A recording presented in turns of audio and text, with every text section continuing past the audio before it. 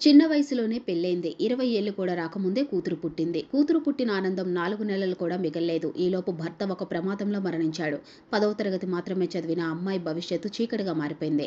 ఆమె అత్తమామలు ఎటువంటి ఆదాయం లేనివారు. అయినా కూడా ధైర్యపడకుండా తన కూతురు కోసం నిలిచి గెలిచింది. ఆమె పేరు కనికా తాలూక్దార్. ఇలాంటి పరిస్థితుల నుంచి కనిక ఇప్పుడు నెలకు 3.5 లక్షల రూపాయలు సంపాదించే స్థాయికి చేరుకుంది. ఒకప్పుడు తినేందుకు తిండి లేని పరిస్థితుల్లో ఉన్న కనిక ఇప్పుడు 8 మందికి ఉద్యోగం కల్పించింది. ధైర్యంగా నిలుచుంటే ఒంటరి మహిళ ఏదైనా సాధించగలదని నిరూపించింది కనిక. ఆమె వర్మీ కంపోస్ట్ను తయారు చేస్తూ భారతదేశమంతటా తన ఉత్పత్తులను విక్రయిస్తుంది. ఆమె ఉత్పత్తులు అమెజాన్, ఫ్లిప్కార్ట్లో కూడా అందుబాటులో ఉన్నాయి. అలా అని ఆమె చదువుకున్నది కూడా లేదు. ఆమెకు ఇంగ్లీష్ కూడా రాదు. అయినా జీవిత పోరాటంలో గెలిచింది.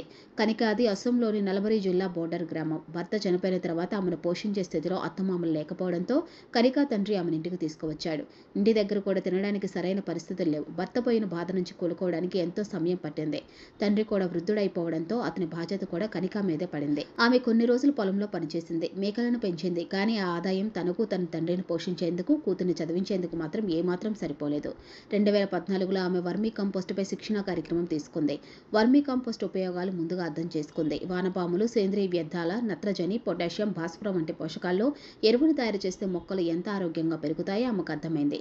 అది కూడా చాలా తక్కువ ఖర్చుతోనే వాటిని తయారు చేయొచ్చని అర్థం చేసుకుని ఆ పనిలో పడింది. ఆమె దగ్గర కేవలం 500 రూపాయలు మాత్రమే ఉన్నాయి. 500 రూపాయలతోనే వర్మీ కంపోస్ట్ తయారీని మొదలుపెట్టింది.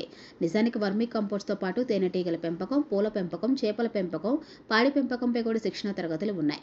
కానీ కనిక ఆర్థిక పరిస్థితి చాలా దారుణంగా ఉండటంతో వాటన్నింటిలోనూ అతి తక్కువ పెట్టుబడి అవసరమై వర్మీ కంపోస్ట్ తయారీని ఎంచుకుంది. వర్మీ కంపోస్ట్ తయారీకి కావాల్సినవన్నీ తన చేతితోనే ఏరి తెచ్చి ఒక దగ్గర పెట్టుకునేది. వర్మీ కంపోస్ట్ ఎక్కడైనా తయారు చేసుకోవచ్చు. కాబట్టి ఆమెకు వర్మీ కంపోస్ట్ తయారీ మరింత సులువుగా మారింది. తన ఇంట్లోని ఆవు పేడ, గొర్రెల పేడ, చెట్ల ఆకులు, పంట అవశేషాలు, కూరగాయల వ్యర్థాలు, మొక్కల అవశేషాలు ఇలా అన్నింటినీ ఏరి తెచ్చి అందులో వేసేది. ఊళ్ళో ఎక్కడ చెత్త దొరికినా తీసుకొచ్చి మరీ కంపోస్ట్లో కలిపేది. వర్మీ కంపోస్ట్ తయారు కోసం అరెకరం భూమిని అద్దెకు తీసుకొని నెలకు 35,000 నుంచి 40,000 కిలోల వర్మీ కంపోస్ట్ను తయారు చేస్తుంది.